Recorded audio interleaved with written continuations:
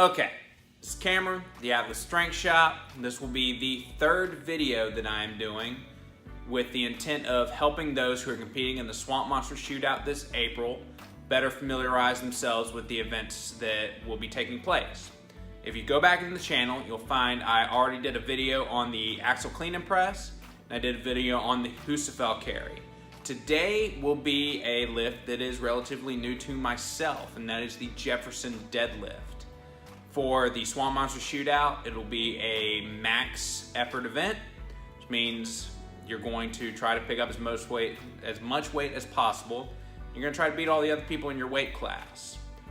A lot of people aren't going to be familiar with this, so if you're watching this video and you're practicing it beforehand, you might have an advantage when you show up. If you want to check out some of the other videos, just go back to the channel. It should be pretty easy to find because as of right now, I haven't really made that many. So yeah, I'll try to link those in the video at the end once I figure out actually how to even link videos at the end. I guess I better do that this time. Let's see if it happens.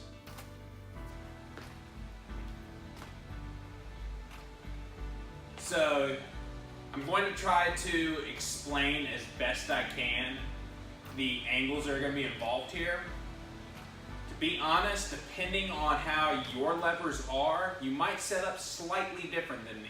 So this is going to have to be something that you're going to have to play with to figure out what stance is going to be right for you. And the same goes for a lot of other barbell movements, but this one particularly. I personally, the issue I kept running into, and every once in a while I'll still run into this a little bit, is the bar will actually scrape the hamstring on my leading leg. This is a kink that can be worked out though with practice. So the way I set up for this, you straddle the barbell. Your trail foot is going to be almost parallel to the barbell, while your lead foot is going to be going out not quite 90 degrees, but pretty close to it. But your feet are going to be out about 45 degrees from your hips. You're going to feel a lot more in this quad than you do in this one.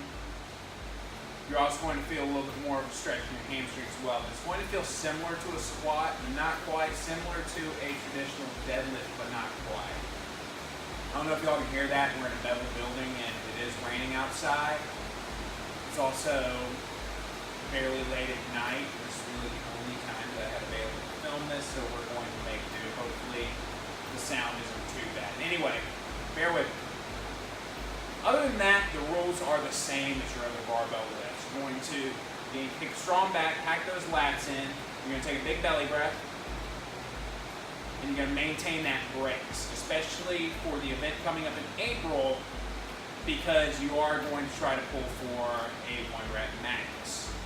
That way you beat everybody else. You can go home happy. So, feet straddled. You're going to take a mixed grip. If you want to use straps, you can use straps. I personally haven't really been able to find a comfortable way to pronate that hand. So I'm just going to use a mixed grip whenever I do this. So you get your belly breath, brace. Grab on either side of the bar. You lock in. And then you extend up just like that. Again. Make sure you seek the down command from the judge. It's starting to get a lot louder. Okay, now the rain's quieted down a little bit. So, I know from that angle it was kind of hard to see the feet. So I'm going to take this opportunity. I'm going to try to give you a little bit better angle on what my foot placement was.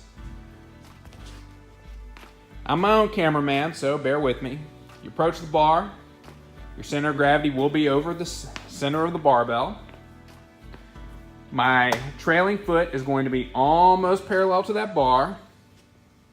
And my lead foot will be almost at a 90-degree angle. I'm going to reach down after I get my brace. I'm going to grab right inside the knurling.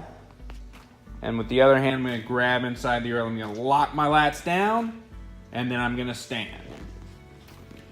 Ideally, I'm going to stand up with more weight than my competition because that is how I'm going to win. But as long as I place fairly high, like I'm hoping to get around 90% of what my conventional deadlift is. If I do that, I'll be happy because this, like I said, this is a new lift for me. But I'd still like to win. So that was the Jefferson Deadlift. I went over a few of the basics, but what I'd like to do now, what I'm going to do is I'm going to get in touch with some of the guys that train here on Saturday, and I'm going to plan for us to do this as a group. The reason why is because I want to film some of it, and I want to point out how, depending on your levers, this lift may look different for you.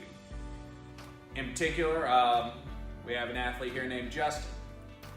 He takes a much wider stance than I do, and it works very well for him. It does not work well for me. It might work well for you. So let's take a look at that. I might talk behind it. Hopefully the music that we got playing doesn't get this video pulled from YouTube, but that's a risk I'm willing to take because it's not like anybody follows me. Back screen.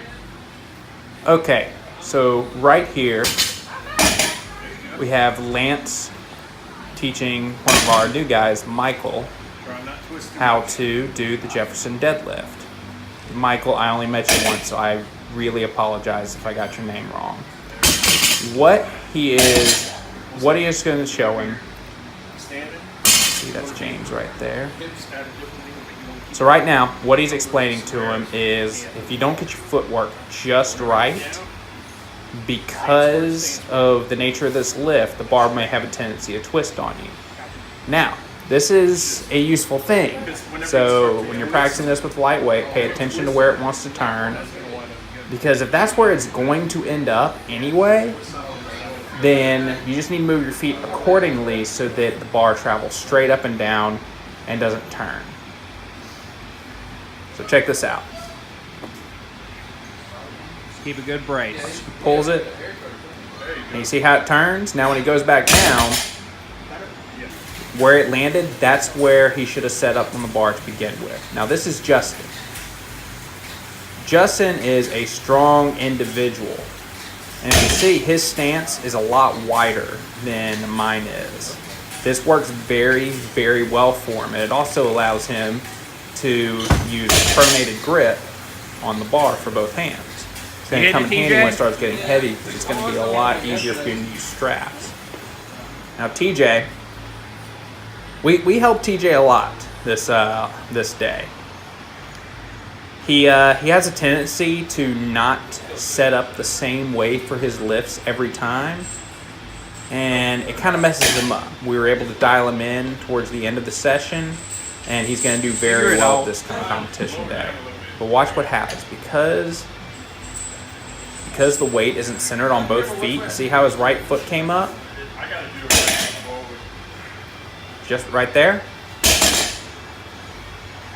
He's losing a lot of power.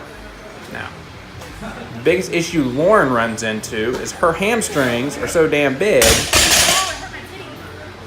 that it scrapes her leading leg.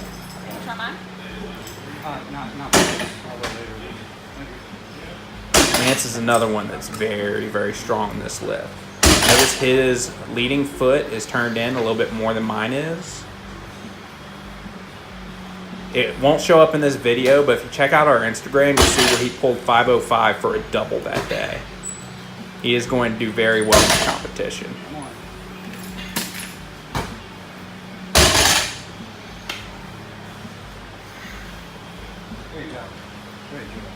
All right, let's see who's up next.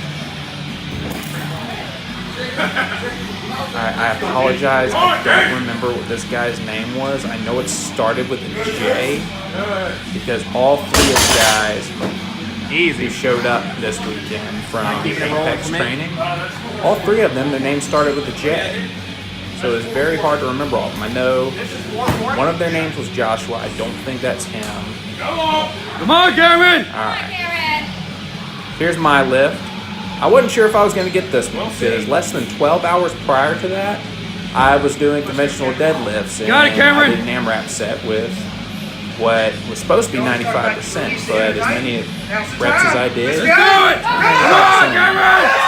So this is 440. Felt like I had a good bit more in the tank, but I was surprised that I got it. Thank you. Here we have Tyler, sporting his Robert Oberst Strong and Pretty shirt. Now, because of his leverages, he drops his ass really low to get this. Now you gotta do it again. Now I gotta do it again, you're right. And I'm not sure why, but he had a tendency to just let go of the bar this day. He's gonna have to get out of that habit before competition. Here he goes again with the other leg. That was a strong dude. He's gonna do some big things. Now watch how low he drops again. Come on, Tyler! It really is more of a Jefferson squat for Tyler. Yeah! I think he's gonna get that. Alright, this is the last lift of the day on this video. There's Justin again. Easy. Pulling 505 for a single. Nope, he's going for another one. There he goes again.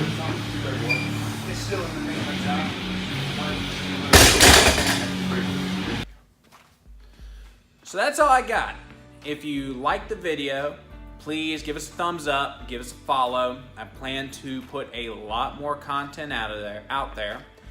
So hopefully one day someone other than my mom watches these. That's the dream, right? Have somebody watch your YouTube channel that's not just your mother.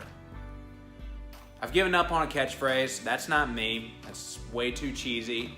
Instead, I'm going to let my full awkwardness shine through. And if it's painful to watch, I'm not sorry. Till next time.